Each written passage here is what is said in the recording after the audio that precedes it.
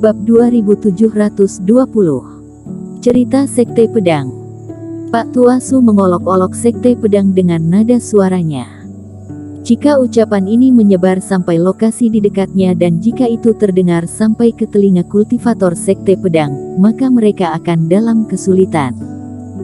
Hah, apa yang kamu takutkan? Mungkinkah Yandex Meng yang sampah itu tidak tahu kemampuan dirinya sendiri? Pak Tuasu mendengus, tetapi menyadari sesuatu dan merendahkan suaranya. Teman seiman dan tetua Meng bermusuhan? Tanya Erikin sambil berpikir. Tidak ada kebencian pribadi. Hanya saja Sekte Pedang terlalu mendominasi dan tidak tahu malu. Mereka terlalu menindas sekte di sekitarnya. Kami sebagai sekte kecil dan menengah tidak dapat memahami orang-orang Sekte Pedang. Ini bukan karena alasan pribadiku saja, ucap Pak Tuasu. Sepertinya itu karena Erikin tidak memiliki token yang diberikan oleh Sekte Pedang dan dia tidak mengerti semuanya. Sepertinya tidak ada hubungannya dengan Sekte Pedang, jadi Pak Tuasu berbicara secara terbuka. Teman seiman, kamu tidak tahu ya, Sekte Pedang ini tidak hanya tidak ada hubungannya dengan kolam pedang, tetapi mereka juga mengkhianati sekte asli dan didirikan oleh sekelompok pengkhianat. Untuk membuktikan pendapatnya, Pak Tuasu menjelaskannya. Ketua sekte-sekte pedang saat ini adalah tetua asli dari sekte tersebut.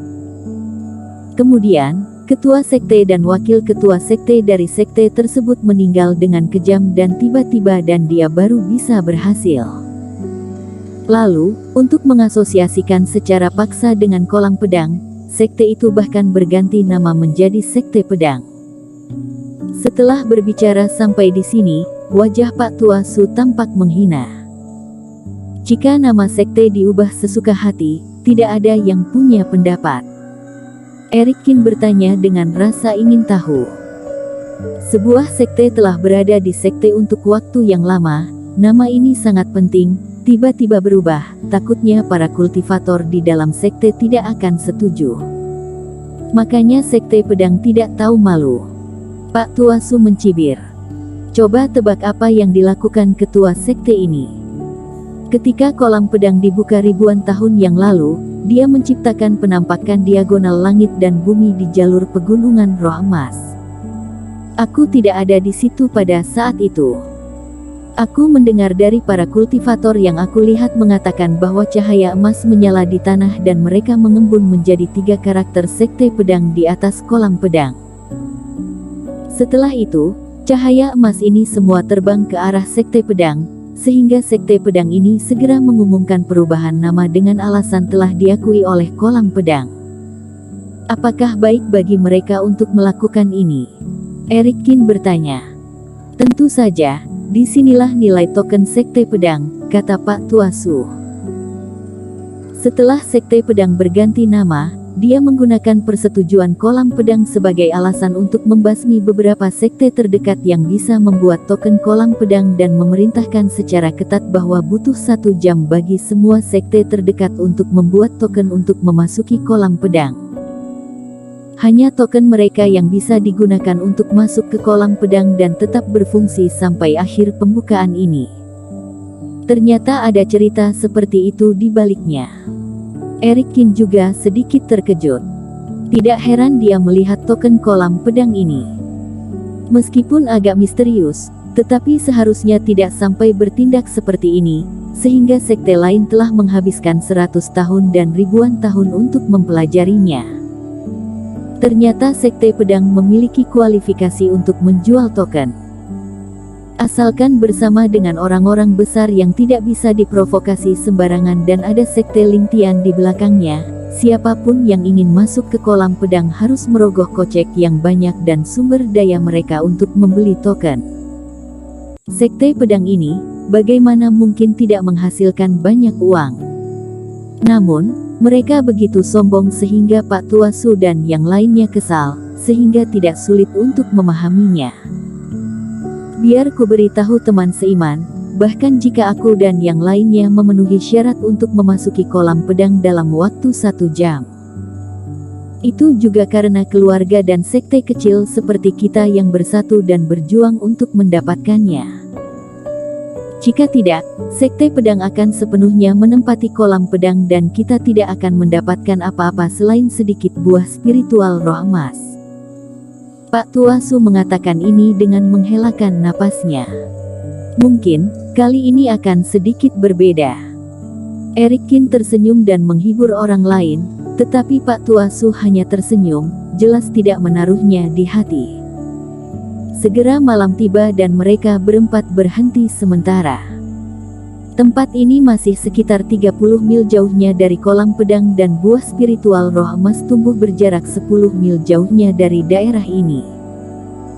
Menurut penjelasan Pak Tua Su, karena dalam jarak 10 mil dari kolam pedang, reiki emasnya terlalu dahsyat, sehingga buah spiritual roh emas pun tidak bisa tumbuh. Sebaliknya akan ada buah spiritual ini di daerah luar. Di jalur pegunungan roh emas, jumlah iblis monster tidak begitu banyak dan reiki emas di sekitarnya terlalu kuat. Jika sampai ada pergerakan besar, dirinya malah akan terkena serangan dari reiki emas yang kacau di sekitarnya. Jadi dia juga tidak perlu peduli terlalu banyak tentang keamanan sekitarnya. Pak Tua Su menyuruh Moda yang bertugas menjaga dan Eric Kin duduk bermeditasi dan memejamkan mata dan terus berlatih. Di kolam pedang, pola dewa yang sesuai dari Eric Kin hampir berhasil dilatih sepenuhnya. Adapun tanda khusus pada token, Eric Kin merasa bahwa dia akan dapat menghilangkannya dalam beberapa jam lagi, sehingga dia sepenuhnya memiliki kualifikasi untuk memasuki kolam pedang. Namun di tengah malam, di luar hutan, tiba-tiba terdengar suara bising. Eric Kin membuka matanya dan menemukan bahwa Pak Tua Su juga merasakan kebisingan itu. Moda Yang dan Mini yang berdiri dan mengeluarkan pedang spiritual. Beberapa orang melihat ke arah sumber suara.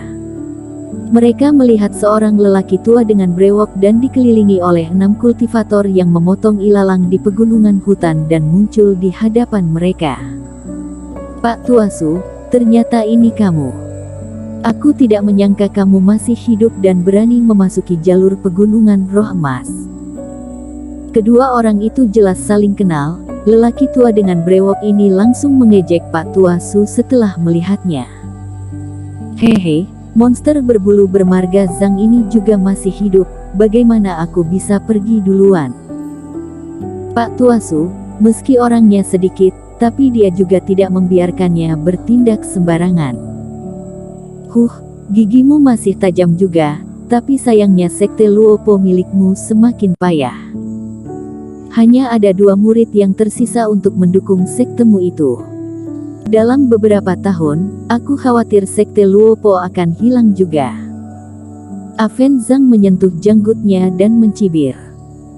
Jangan melihat orangmu yang banyak, mungkin suatu hari ada pengkhianat yang akan mengkhianatimu dan kamu akan menjadi seperti ketua sekte dari sekte pedang itu. Pak Tua Su juga mencibir. Cari mati ya. Aven Zhang menatapnya dengan tajam dan memasang ekspresi dingin. Siu. Tidak ada tanda sama sekali, aura sengit tiba-tiba mengembun di telapak tangannya dan dia menyerang ke arah 4 orang itu. Tapi tidak tahu apakah posisinya agak meleset terlalu jauh, bilah roh yang dibentuk oleh Reiki ini malah menebas ke arah Eric Kin. Eric Kin sedikit mengernyit dan mengangkat 2 jari. Ketika Pak Tua Su dan 2 muridnya terkejut, sambaran petir jatuh dan menghancurkan bilah roh secara langsung. Aven Zhang sedikit terkejut, dia tidak menyangka serangan bilah roh dari fase penilaian 1 penurunan akan mudah dipatahkan oleh Eric Kin dengan mudah. Tapi sebelum dia mengatakan apa-apa, ekspresinya berubah dan dia segera mundur selangkah. Bang! Tepat di depannya, guntur yang sama jatuh, meledakkan tanah dan muncul sebuah lubang yang dalam. Aven Zhang, apa yang kamu lakukan, dasar brengsek? Pak Tua Su sangat marah ketika melihat Aven Zhang melakukan pergerakan secara tiba-tiba. Dia dan kedua muridnya langsung mengeluarkan roh senjata. Hehe, jangan gugup, Aku hanya membantumu mencoba kehebatan orang ini saja. Orang-orangmu ini cukup hebat ya. Kalau begitu mari kita lihat siapa yang akan mati duluan. Ayo maju. Aven Zhang menatap Eric Qin dalam-dalam, tetapi tidak banyak bicara. Dia memprovokasi 2 kali dan melakukan penyerangan 1 kali. Tapi tidak berhasil mengambil keuntungan sama sekali. Dia mendehem dan berhenti berbicara dengan Pak Tua Su. Bersambung.